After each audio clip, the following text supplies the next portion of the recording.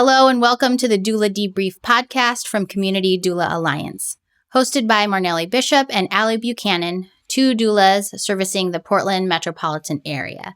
The Doula Debrief podcast is a place where we will talk about hot button issues surrounding childbirth and the birthwork landscape in the Portland metropolitan area. Join us twice a month for information and resources that empower and advocate for the future of maternal health.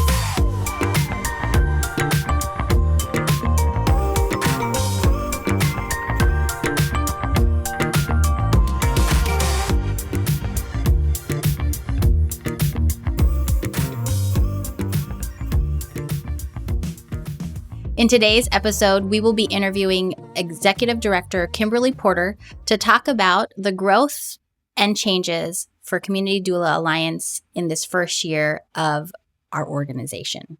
Hello, Kimberly. Welcome to the Doula Debrief podcast, your third time on our podcast here. Yes, I'm excited to be back. Yeah, I know. And a lot has happened since the first episode that you were on. We've been 1 year as an organization with Community Doula Alliance. We have started our programs of the Diverse Doula Project and Portland Doula Training. So in this episode, we're going to talk about all of those fun things that have happened. So one of the first things that started out our organization was a generous donation by the Litschke family. So can you tell us a little bit about that donation and what were the funds utilized for? Well, the funds, like I said before, the Litschkes have received doula services, and so they wanted to get to help us create this organization so there could be more families that receive doula services. So they donated $100,000. Yeah. So what I really wanted to do with that $100,000 is set the infrastructure of CDA, which means that we need, to bring you on as the finance and operations director, to bring me on as executive director, so we could set the tone for, our fiscal foundation of our organization.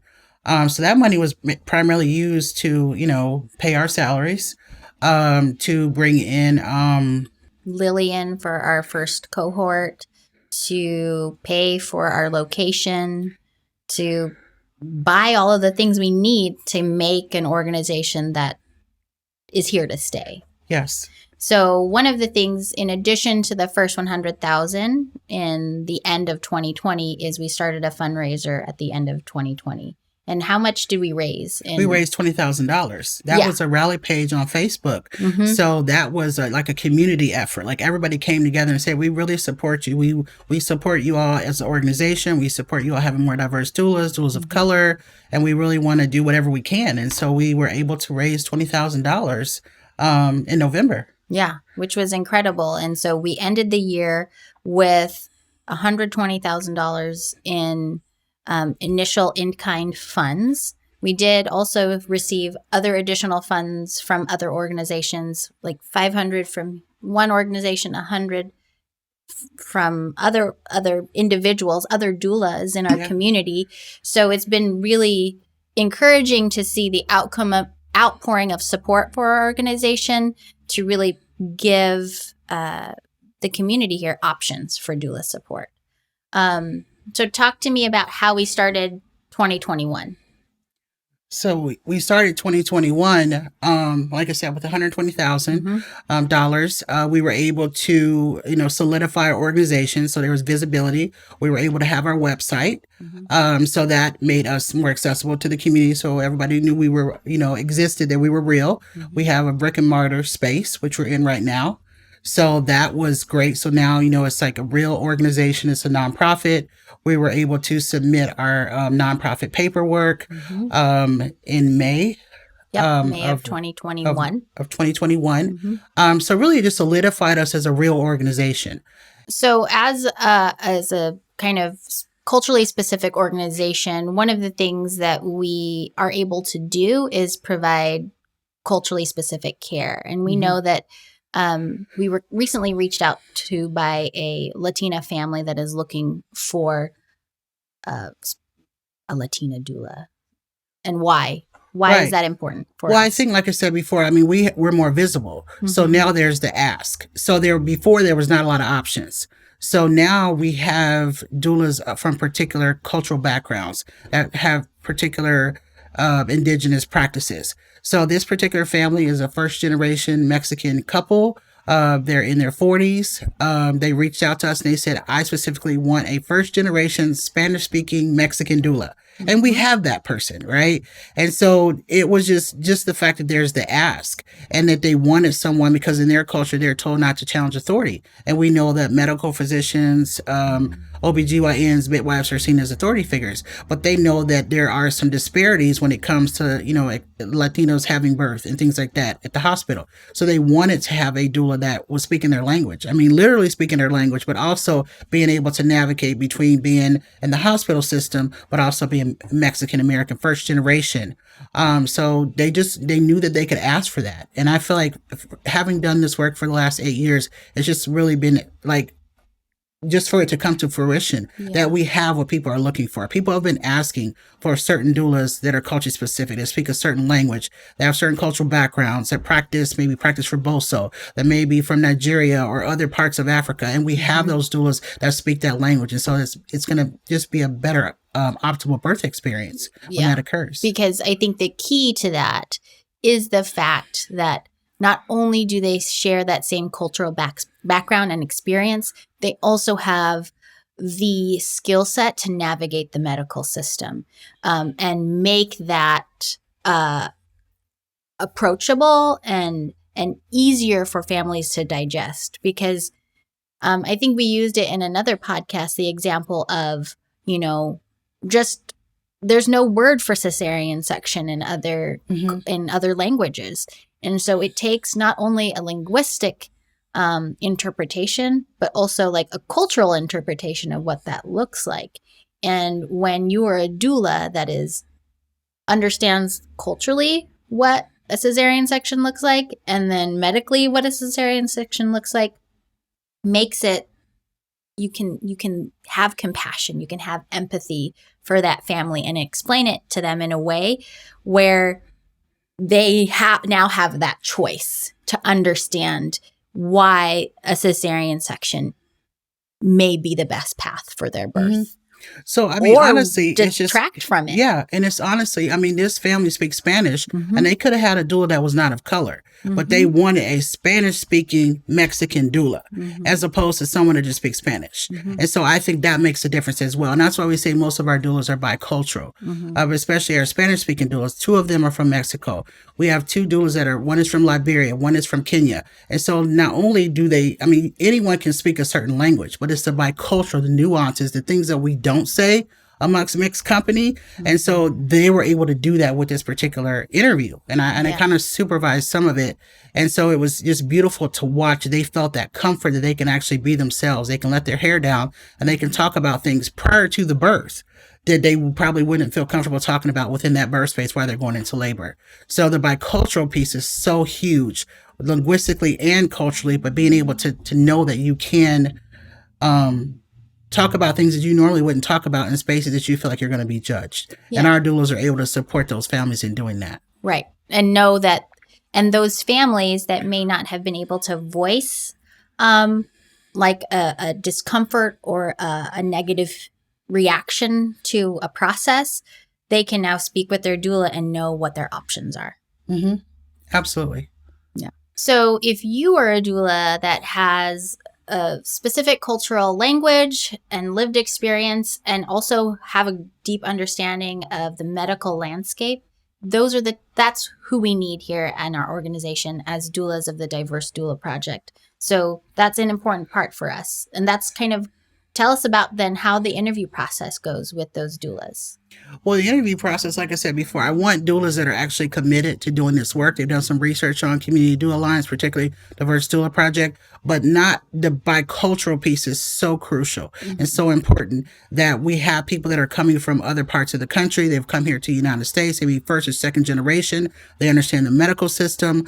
They're able to speak in the language. I mean, some of those prenatal visits, actually, when they're actually in labor, they can speak the language. They can speak Spanish. They can speak Swahili, Somali, or other languages. And even as working with African American families, we have a different language. Even though we're speaking English, there's certain things that I can come into the room, or other doulas, of Black doulas in particular, can come into the room and say nonverbals that we communicate with one another, because there are times where expectant parents don't feel safe and saying certain things, or they don't trust the medical system because of implicit bias, because of racism. And there's certain like head nods or gestures that we can make that you wouldn't be able to do if the doula didn't look like you. And so we're asking for those type of doulas that have that confidence, because we're about empowerment, we're about advocacy. And that's a way to be able to advocate, is to be able to have those families speak up for themselves, but also know that we hear you, we understand, even though we're not speaking, we're not even be talking, but we understand what you're saying, and we can translate that or help you translate that to the physician to make sure that you are getting your needs met. Yeah, it's kind of an unbreaking of that barrier, like when somebody is in that space that knows you culturally, that knows your language, there's not a lot of explanation that has to go along with that. So it jumps a gap really easily when you have that same. Yeah, when you don't have to tell someone, they hear you.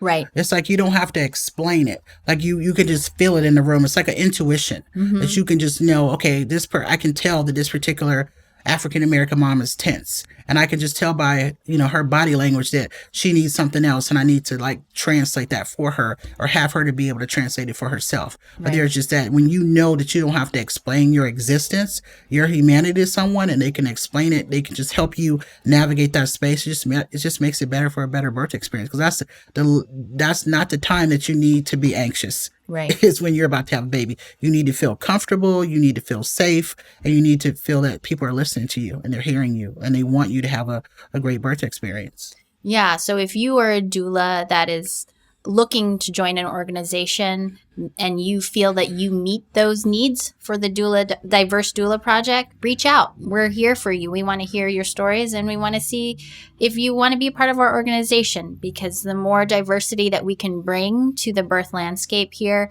the more we know we can better serve families in our community. Yes, and we definitely need more Asian doulas. We need doulas that speak Vietnamese, in Mandarin. So definitely, like I said, I know we've been really talking about prioritizing who's the most vulnerable. So we know that that's African American Indigenous, but we definitely need more Asian doulas. So if you fit that description, we're looking for you. Come on down. And so we were able to recruit doulas. So now we became more visible. So there were, people doulas were interested in becoming a part of the Diverse Doula Project. And then we created the Portland Doula training. So there was, instructors or folks that, like Raven and other folks that wanted to be a part of that. So it just gave us a face and a space to be able to be who we are as an organization. Yeah. So that first started, that first cohort or group of doulas that were trained happened in the late summer, early fall of this year. And that was taught by Lillian, one of our doulas, who is part of our Diverse Doula Project, who we will be interviewing for a future episode to tell us about her work as a doula, specifically an African-American doula that supports refugee families.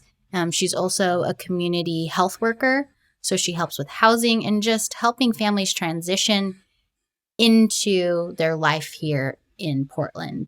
So tell us a little bit about how did that training go with that group, and give us more details about the group. Well, we partnered with African Family Holistic Health, and they were able to give us money so we could pay those instructors to be able to train these Swahili-speaking women to become doulas. Mm-hmm. So we actually graduated 9, and a lot of them are already community health workers. So it was that combining of being a community health worker and then now having the scope of being able to be a doula. So now it helps out Lillian, because Lillian was the only one as a Kenyan Swahili-speaking doula. So now there are 9 more that can support her. So that means they can support more families, more African refugees and immigrants that speak Swahili. Yeah, which is really exciting. And I know that 9 or so, those 9 individuals, at least hearing from Raven and hearing from Lillian about that class, were really engaged and were really wanting to expand their knowledge of birth work and how to help their community in a space where, birth can be challenging and birth is very vulnerable. And when you are of a different ethnic background or linguistic background, having somebody that looks like you, that speaks your language, to translate not only language, but cultural changes can be really impactful for that birth. Yeah, so now you have 9 bicultural doulas that actually are, they are American, but they also speak Swahili. And so they were able to translate our curriculum in Swahili.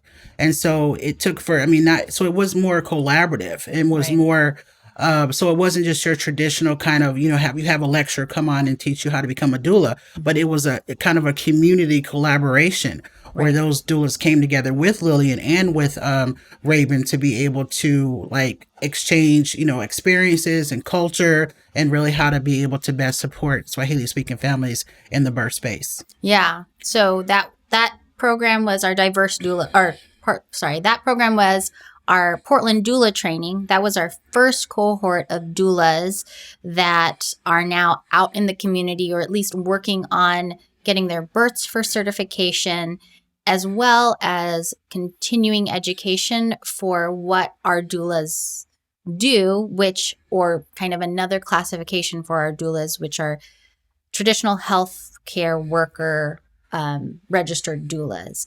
And so talk to us a little bit about what the traditional health worker registry is for doulas. Well, the traditional health worker registry was kind of created back in 2012. And so the traditional health worker registry is, there's different types, but in our case, it's around becoming a registered doula. So there's all these requirements that you have to, complete. Fill out your application and you become a traditional health worker, which will set the tone for you to become a Medicaid billing provider. So, yeah, and that I think is an element that many doulas that are seeking to support a diverse group of clientele miss out on, is that step to become a Medicaid billing provider. Yeah. And as an organization, that is part of our job, right? That's part of what we do to mentor and support those doulas that are wanting to become THW registered doulas, to also then become Medicaid billing providers, and then potentially become part of the Diverse Doula Project, which is a Medicaid billing hub.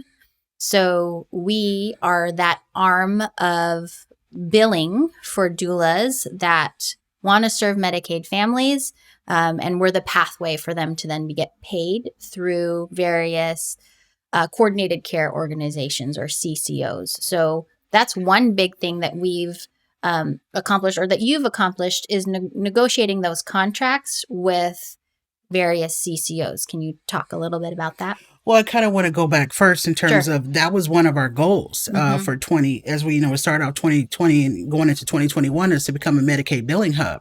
So that means we can bill directly. So one of the things that we're doing is creating a workforce. And so in order to do that, we have to, to create a workforce, you want to pay people, right? So that was our pathway, is to become a Medicaid billing hub so we can bill directly to Medicaid. And there's 3 different Medicaid billing insurance companies. So we have Pacific Source, Trillium, and HealthShare. Care Oregon, actually. And so, so we wanted those doulas to get trained properly, so they get on the registry, which we've helped. You've done a great job of really helping a lot of these doulas with the process, and then become a Medicaid billing provider. And then we, as a hub, those doulas would work under CDA, because a lot of doulas don't really want to do the paperwork. Yeah. They just want to be a doula. They want to do the work. Yeah. And the business side or the accounting side of things is not at the forefront. That's my role here at CDA, is to help our doulas find that financial freedom, so that they don't have to worry about, I have to submit claims and make sure I'm getting the money. That's what I'm doing. I'm submitting the claims, or I will be submitting the claims as we open up, access for families. We've been serving families. So, Marnellie, you are our Director of Finance and Operations. And so I would like for you to talk a little bit about your role and what have you been doing in regards to, billing, claims, bringing on doulas. Can you talk a little bit about that? Yeah. So, outside of managing our finances, one of the things that, or the roles that I fill, is making sure doulas that come to our organization are able to check all the boxes to become a Medicaid billing provider. And one of those ways is to get on the registry. And we are actually partnered with Providence and their programs to create a more to help bring more traditional health worker doulas into the birthing landscape. And so as part of that partnership, they are sending scholarship recipients to us regardless of their doula training. And I help them get on the registry. So I give them resources to the classes that they need to take to fulfill the different requirements to submit their application. We are also looking on how to get their births for their certification process. And then I help walk them through the full submission of their application. And once that's done, then if they want to then become part of our organization as a Medicaid billing hub, I will then take them through that process to get their credentials as a Medicaid billing provider. So as a hub, what that means for doulas and what that means for, in comparison to other organizations, is that we clean it up. So the doula then provides the work. They send us the information that we need, or send me the information that I need to submit the claims. And through the negotiations that you've done with those CCOs, coordinated care organizations, we are able to then get the funding, get those doulas paid for their services, where for most of them, they weren't getting paid. And so we make it a lot easier for them because it's a very paper-driven process. Well, I know you talked about, the doulas weren't getting paid for that, but also a lot of us were helping those doulas get through that process, getting the registry for free. So now that we have this partnership with Providence, can you kind of estimate how many hours it's been taking you to get somebody from, once they come in to when you actually get them on to become a Medicaid billing provider? Yeah. So by the time I get the referral from Providence that, hey, we have a scholarship recipient to become a THW registered doula, it's probably about 10 hours of time that I'm speaking with them, guiding them through how to find the classes and registering for the classes. And then we set up weekly calls, bi-weekly calls, depending on the level of attention that they want, to then facilitate and fill all of the questions for their application so that and then I review their application. I say, okay, based on all of these things, you've checked all the boxes, you can submit your application. And so for one of our doulas, Joyce specifically, she came to us just having had her training, and I walked her through the whole process of, okay, here's the application. What can you fill on your own? And what other classes or continuing education credits do you need? And so I walked her through that. She submitted her application in August to become a THW registered doula. She was then approved within 3 weeks.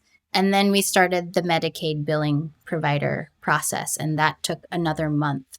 So from start to finish, if you already have your doula training to when you actually become a Medicaid billing provider and then are able to work with us as your kind of the doula hub, it can be 3 to 6 months. If you add on all of the training time, it could be 12 to 18 months. And all of the births that it takes to do your certification and the registry requirements, it's a long process. And we are invested as an organization to help these doulas be successful in achieving that. Yeah, and that's one of the things, I'm also in the Oregon Doula Association as Diverse Communities Chair, and that's one of the barriers that we heard, that doulas were saying it was really difficult to get through this process. So we're creating a pathway to make it easier for you to get through that process. And it's a billable service. So it's no longer just something that's done for free or we're just helping each other out. It's actually a billable service.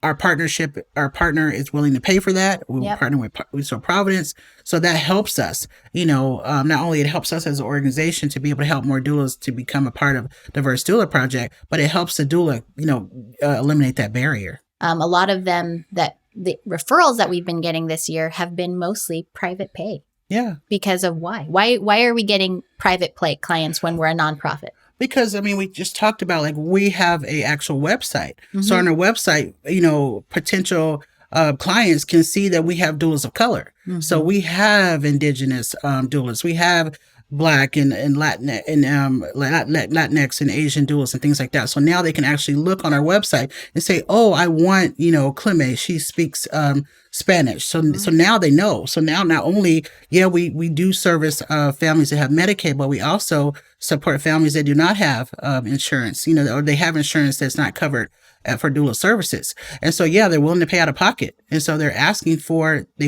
more visible now. Yeah. They know that we actually exist. There's a location, there's a place they can link in, they can, email us, they can call us, and then we can connect them with a doula of their preference. Yeah. And so we'll be sure to link that information on how you can access our doulas and interview with our doulas if you are looking for a diverse set group of doulas. Because like Kimberly said, we have Latina doulas, we have Black, African American doulas, we have Asian and Indigenous doulas that are here to service our community. And while they are able to service Medicaid families, we are not limiting them to also serve private pay clients. So there's that referral process that happens where they now are accessible. They're now people can find them. And so many or a couple of the referrals that have come in are just specifically for Latina doulas, specifically for Black doulas. We're able to meet a need because of our diversity. Yeah. A lot of them have been Spanish speaking. We've had one that's from Nigeria. And we haven't, one thing I will say about Community Doula Alliance is we're not limited to Multnomah County. Mm-hmm. Even though we are situated and located in Portland, we are Multnomah County. We service families in Multnomah County, Clackamas, and Washington County. Right. So we know that we're diverse people of color all over the place in Oregon. And so we're kind of, those three counties are where we're kind of focused on for right now. Yeah. And that might be our focus, but our doulas may expand. They can. So, for example, like our two Latina doulas were serving families in Silverton because mm-hmm. they were open to making that drive, that distance to support those families. So our limitation is not bound by our physical location. It's like open to what our doulas and where our doulas want to serve. So we keep talking about these doulas. How many doulas do we have? Well, we actually have 13. We have 13. So we have 13 doulas mm-hmm. that are part of the Diverse Doula Project. And so, we definitely have that. I just want to kind of go back a little bit to talking about the CCOs. Mm-hmm. So the CCO is a care coordinating organization.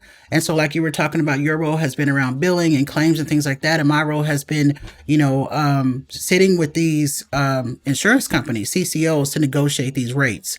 And because of, like we talked about, these doulas are doulas of color, they're community health workers, they have all these specialized skills, and we know that one of the things that we're doing is to address a public health issue, and that's to reduce the infant and maternal mortality and morbidity rates in the Black and Indigenous communities.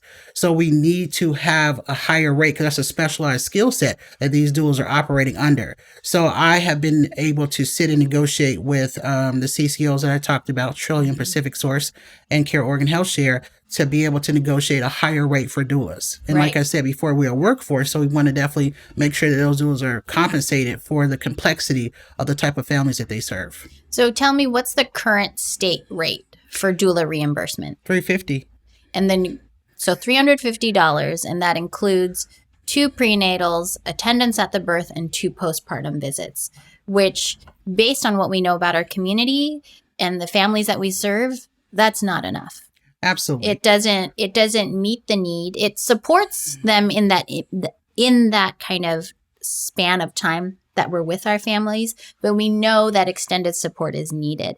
And so one of the things as part of the negotiation is for those higher rates so that we can do larger wraparound services for these doulas. So tell us that range of rates that you've been able to negotiate. Well, the range of rates currently with the CCOs is between $700 and $900, which mm-hmm. includes that 212 package, which is 2 prenatal, continuous labor support, and then also 2 postpartums. Mm-hmm. So, but we know, with the doulas that we serve and as community doulas, that 2 prenatals is probably not going to be enough because a lot of the families that we're working with have a lot of medical complications that are going to compromise their labor and delivery and also postpartum care. So ideally we want to have more. So, but that's the rate for right now is $700 to $900. And as the executive director, I'm negotiating a higher rate, like I said, because we have specialized doulas. Right. Yeah, which is really a benefit to not only the families that we serve, but the doulas that are with our organization. Because, like you mentioned earlier,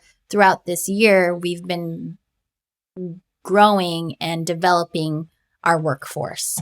And so if our doulas are able to have that higher rate, that higher wage, maybe they're not going to have that second or third job.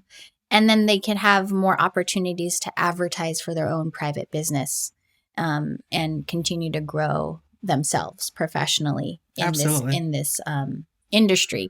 So one big thing that's happened for us, at least in the last couple of weeks, is, so we said in May of 2021, we submitted our application for 501c3 status.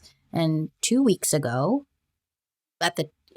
compared to the time of this recording, was we were having a conversation with our nonprofit attorney, just kind of doing logistics and talking about in preparation for 2022. And we were sitting there like, we were waiting for funding. We were waiting for a contract to come through, and it required a fiscal sponsor. And we were kind of going back and forth, or you were going back and forth with what that looks like. And so our attorney, Dr. Lewis, said, I'm going to talk to Kimberly. Marnellie, you call the IRS while I talk to Kimberly. And I said, okay. So while you were talking with Dr. Lewis, what happened in my conversation with the IRS? Well, we actually found out that we are actually approved to be a 501c3. Yes. So that took us 7 months to get that. And so we were really excited. So now we are, tax exempt. We're a charitable organization that opens us up to get more funding, to have more doulas, to have more access to, funding for trainings. So it just opens us up to a whole nother world. So that, that's probably the most exciting accomplishment that we've had this year, is to be able to become a 501c3. Which allows you to go out and get that funding and not be restricted in terms of fiscal sponsorship, because we are our own 501c3 nonprofit. So it's just a one-way conversation with the funders and the grantors that you are seeking financial support from. Yeah, absolutely. It just makes us independent. Yeah. And I think that's what, that is another one of our missions as well as organizations, to be independent and to be able to operate under, to have integrity, and be authentic as doulas of color, and be able to take our skill set and our training and all the knowledge and skills that we have as a collective to be able to be a nonprofit that's going to be thriving and just a beautiful nonprofit. So now that we're a 501c3, what can we do? Well, we no longer need a fiscal sponsor, so we're independent. We are tax exempt, so that means we're a charitable organization. We have access and opportunity to apply for more grants and funding for local, state, and government, funding. Because we needed to have that stamp of approval to be able to do that. So it just opens us up to more funding opportunities. I'm really excited for what our organization is going to be able to do now that we're a 501c3 nonprofit. Kind of one of the things we did to close out the year, but we're not closed yet. We're still doing our end of the year fundraiser, where you can visit our rally page and make your charitable donation to our organization. At the time of this recording, it is Giving Tuesday. So we are hoping and continuing to ask for donations for our organization to help continue our pursuits to grow our diverse doula project, to start our next cohort of doula trainings. But one of the things we recently did was we invited our doulas and we had a community meeting. I'd love to hear kind of your reflection on that meeting with our doulas. Well, just for us to be together. We hadn't really come together in quite some time. And like I said, we have 13 doulas. 12 of those doulas are actually on our traditional health workers. 9 out of 13 are actually Medicaid billing providers. We have some of them that are actually credentialed with some of the CCOs that I talked about, that I've negotiated higher rates with. But for just us to come together and just have a community meeting, break bread together, just talk about what that looks like and what our, path is going to be for 2022, for them to actually have contracts. We have a lot of, expectant parents that I've been culturally matching, that I've been giving to those doulas. So for them, I mean, they have been a part of this from the very beginning. Yeah. And when we say community, we really do mean community. It hasn't, I mean, you see, Marnellie and I, here in the office in terms of the infrastructure, but listening to their voices and what they needed as doulas, how they could be better supported, listen to the community in terms of what expected parents are looking for, why they want to have culture specific care, like all those things. And just to be able to sit and marinate in it in a space where we actually created together was just a beautiful experience for us as an organization. It was so inspiring to watch them tell their stories of why they entered into birth work, and really solidified and affirmed our mission and vision to decolonize birth work, to grow a diverse group of doulas within our community, and to then also diversify the families that we serve, right? Mm-hmm. So we have one that is Alicia, who will be interviewing on a future podcast. Her goal is to service women that are incarcerated. She herself gave birth in the system, and wants to help other pregnant women that are within the system to break out of it and to have a safe birth experience. And so I think she's going to be a really strong voice for our organization. And I mean, she was a strong voice that day in our meeting. Yeah. And I think that's what stood out to me, is that each and every one of those doulas that came to that meeting, they have a story. They have, they're storytellers, and they're not just here doing this work just because of the money. They're not just doing the work because, they're just trying to help out a friend. Like, they have a calling. Either they have had, not such a great birth experience, right, but they each have a calling as to why they're doing this work. And so, I mean, that's just beautiful that as sisters and as a sisterhood of doulas, that we've come together as a collective to be able to do this work together and just have a support system for each of us. Because we're not only just here as doulas to support families that are expecting a child, but we're also here to support doulas in terms of their mental health support, their emotional support, their physical support, and what they need to be able to continue to do their work. Because this is definitely hard work. Yeah. But they're definitely in it because it's a calling for them. Right. Yeah. So, that kind of sums up our 2021, short 2020, because we started in the fall of 2020. What are your plans, Miss Executive Director? What's your vision for 2022? What's another place that you want to take the organization to? Well, I want to, like I said, I want to continue to do what we're already doing. I want to bring on more doulas. Definitely want to have more Indigenous doulas, Pacific Islander doulas. I want to have more contracts. I want to have a diverse stream of income for this organization. I want us to be fiscally sound and fiscally responsible. I want, like I said, not only to continue to partner with more CCOs, but also private foundations. I want to seek out more funding so we can be more expansive to really solidify our Portland doula training. Like I said, have more doulas of color, just really get more visibility out there and do more community work, not just on the training level and on the service area, but just as an organization that we can connect more and have more partnerships with other community-based organizations. And that brings up a good point. What are some of our community partners that we already work with? We work with Baby Booster, which is really focused on improving birth outcomes, and in a certain area in Southeast Portland. As well as housing. They're part of Rose City Development, which is there to provide housing for low-income families or at-risk families. So those have been really great conversations to be in those meetings with Baby Booster. And we're also part of a committee. Yeah, we're also part of the Providence Birth Equity Committee. So that gives us an opportunity where we can come together with the medical system at Providence and have real conversations of how families of color are being treated in the medical system. Because we know that it's not a positive experience. There's a lot of racism. There's a lot of implicit bias that is, families of color are exposed to, particularly African-American families. So for you and I to be on the equity committee, to be a voice, to speak not only for ourselves and our personal experience as doulas, but also speak the voice of other diverse doulas that are in the community, so we can kind of collaborate to come up with a better way that we can work together as Providence Medical System and CDA and other organizations that work with families of color, how to better support so all families can have a positive birth experience at the hospital. Yeah. So that's kind of what has happened for our organization in our first year. We're excited to see what 2022 brings for us. If you want to join our organization, whether it be as a doula or learn from us, we encourage you to visit our website to hear about future trainings and future kind of listings to join our group.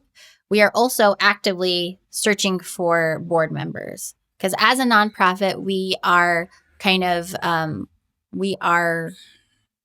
made responsible by our board to keep on with our mission and vision. And so tell us about what you're looking for in a board member. I'm looking for someone that's committed to the work. You don't have to be a doula. We do have enough on our board that are already doulas. If you are, a public health figure, or if you you have a certain skill set or expertise, we definitely want someone that is about the mission of what we're doing as an organization, but have other skill sets. Someone that is into advertising or someone that has a political voice. We need all those different parts to be able to continue to maintain our organization. Yeah. So if you want to be part or if you want to continue to hear more about our organization and what we're doing, we encourage you to visit the link in our profile, like and subscribe, and follow us on our social media pages. We're both on Facebook and Instagram, and you can also watch this on YouTube if you're listening to it on the podcast. So thank you so much for being part of our organization, and we look forward to seeing you at the next episode if we're not at a birth. Yes, and also if you are looking for a doula, we have a new addition to our website on our drop-down menu to get doula support, so we can match you with families. Right, yeah. With a doula. That is new. Yeah, we that's have a big one. Get Doula Support referral page. So you're looking for a doula, click that link. Yes. We look forward to serving you. Yes. Thank you, Kimberly Porter, for being on our podcast to share about our wins for 2021 and what we look forward to accomplishing in 2022. Thank you so much to our audience for listening and watching on YouTube or on your podcatcher of choice. We encourage you to visit our website, communitydoulaalliance.com, where you can learn more about our organization, meet our doulas, and look for your very own doula. So be sure to follow us on Instagram, Facebook, and YouTube at Community Doula Alliance, where you'll learn more about our organization, hear about upcoming events, and be part of our community. If you want to become a doula, reach out to us via our website, fill out our inquiry page, and it'll go directly to Kimberly Porter or myself to get you started on your path to becoming a doula. If you are looking for a doula, you'll go to our website, communitydoulaalliance.com, click on the Get Doula Support link, and you'll fill out our inquiry page to be connected to one of our doulas.